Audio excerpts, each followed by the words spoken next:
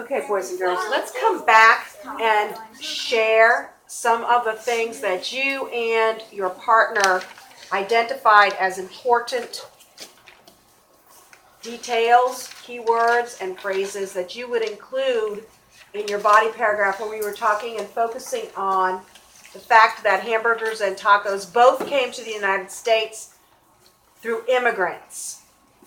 Okay, so Oliver, can you give me something that you and Zachary identified as important?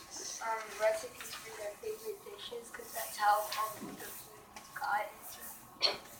Okay, so you underline recipes for their favorite dishes.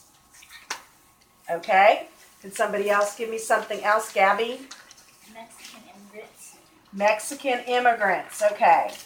Remember we talked about German immigrants, and now we've got Mexican immigrants. This is how they're different. This is how we're different. Okay, something else. Aiden, what did you and Anthony decide? In many Mexican American neighborhoods, there was thick aroma, meat, spices, dried chili, peppers, whiskey, cumin, and chocolates and usual sauces. Okay, mole. Can you see the and actually that's supposed to be M-O. Looks like a Q. That will be fixed.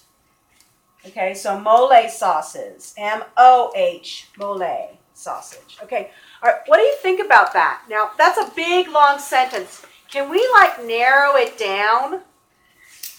Can we narrow it down to the most important part of that sentence that we would want to include? Carol? Mexican American. Okay, well, I'm thinking that we actually already talked about the fact that we had Mexican immigrants. All right, so I'm wondering if that we need to say it's Mexican American neighborhoods again. What part of that, Carson, what part of that sentence do you think is important for us to include?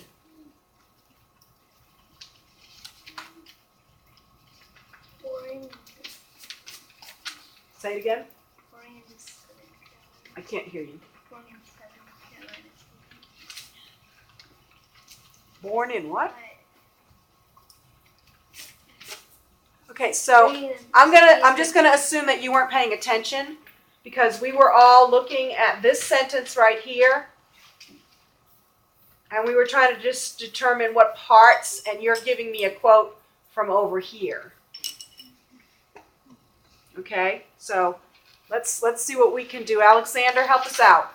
Dried chili peppers, whiskey, cumin, and chocolate tinged mole sauce. Yeah, that's a really good detail, I think. Thumbs up if you think we want to quote this. Okay, so it might be, there's a lot of thumbs up. So I'm going to put it in quotation marks on my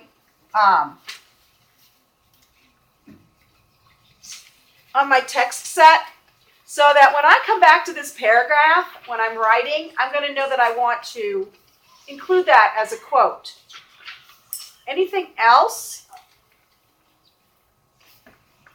Okay, here's a good tip for you to do. Let's compare what we did for Germany, for the German immigrants. Okay, so Germany is underlined here. We know that we underlined Mexican in the other one. The spiced ground meats, we know that we did the recipes from home.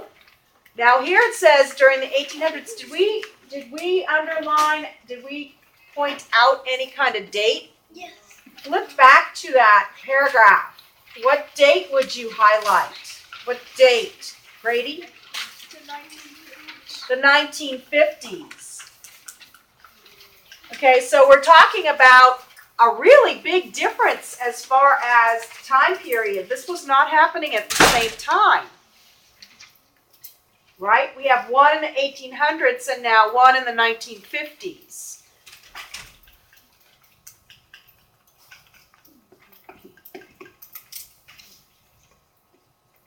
Okay, and then we also talked about, we talked about a name. There's nothing that parallels that in the others. They talked about Beef patties tucked inside sliced rolls. There's really no description about the tacos there. It talks about German factory workers in Chicago. And we could go back to what Carson had suggested earlier, and we can talk about Southern Californian cities.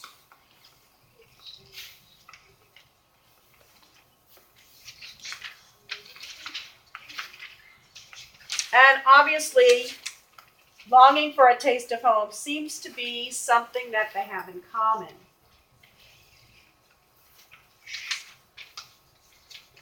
Now I want to show you, I want to point out to you, I should say, what we have done here. One of the things I noticed when I was scoring your writing was that a lot of your planning sheets had so many details in them that you spent a lot of time copying those details from the text. And then a lot of you, what you put on your sticky note in the jot lot on the door, you put down time management. I need to work on time management. Well, look at what you can do when you're doing your planning sheet.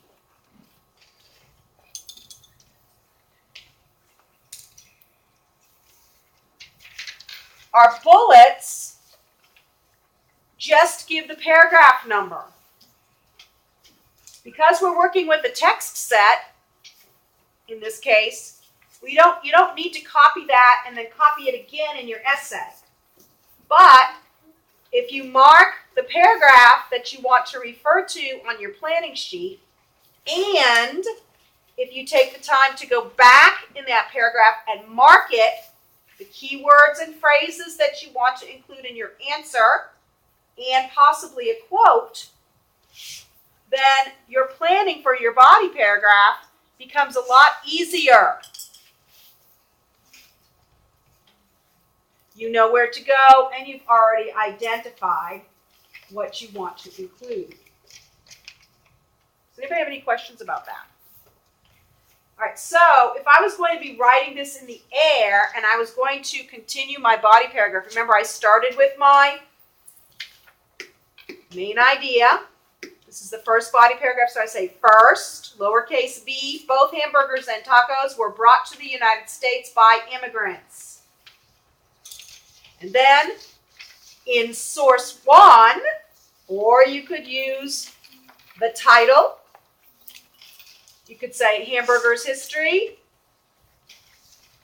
Or you could say in paragraph 5 of the text set, it describes the fact that German immigrants came to this country and worked in the factories in Chicago. And they wanted to recreate the ground meat that Germany was famous for. So that for lunch, many of them brought beef patties tucked inside of a sliced roll to eat. This eventually became known as the Hamburg steak, named after the city of Hamburg. In contrast, notice what I'm using. In contrast, those are keywords in the text structure comparing and contrasting. In contrast, in the 1950s,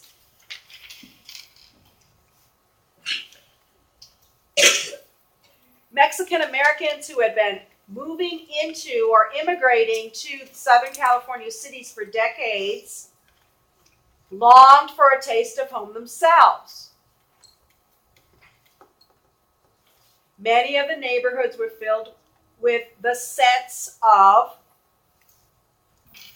meat, and then you could go to your quote, dried chili peppers, woodsy cumin, and chocolate-tinged mole sauces, according to source 2.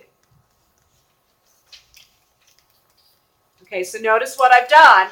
I've recreated the compare and contrast structure by using those keywords. I have cited my sources. I have provided a summary of what happened and what they talked about in that section. And I have also provided a quote. Okay, and then how does the body paragraph end?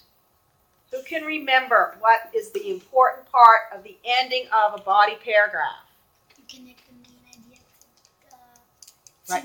We kind of call this the linking sentence. What we're doing is we're linking the main idea back to the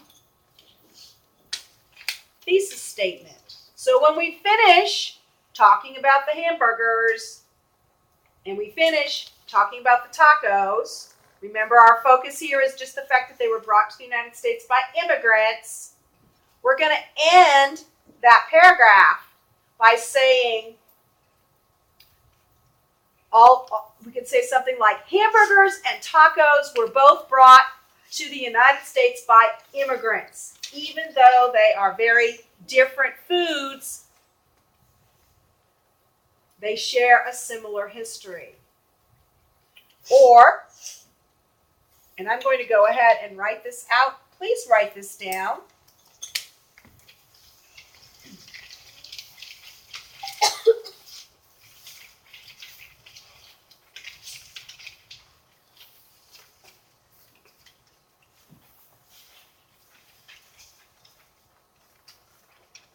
Sorry.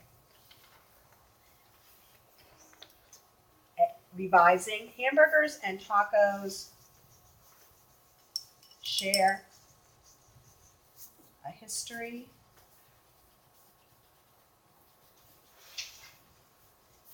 of being brought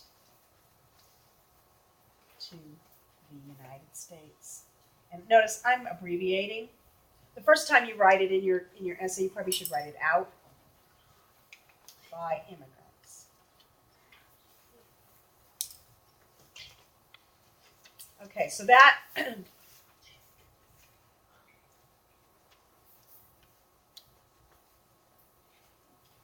I'm just going to add the word similar in here. Hamburgers and tacos share a similar history of being brought to the United States by immigrants. Now, there are a lot of ways that you can say that. You can go back and you can say, although hamburgers and tacos are two different foods, they were both brought to the United States by immigrants. This is just a model for you to see what a linking sentence is. A lot of you are struggling to remember to include this when you get to the end of your body paragraph. Remember when we looked at the rubric? This is where you get your cohesion. We say cohesion's like sticking together. The way that a meatball sticks together or a snowball sticks together when you form it. You want your essay to stick together. You want it to have a sense of completeness. And you won't get that unless you're using the linking sentence. Does anybody have any questions? Okay, so you've learned a very efficient way of managing your time. And we also reviewed a lot of the information that you have about creating an essay. When you go back to your seats, what I'd like you to do is I'd like you to finish planning this essay using what I just taught you. Find where in the article the information is located. Mark it on your planning sheet. Then go back and underline keywords, identify where you want to quote.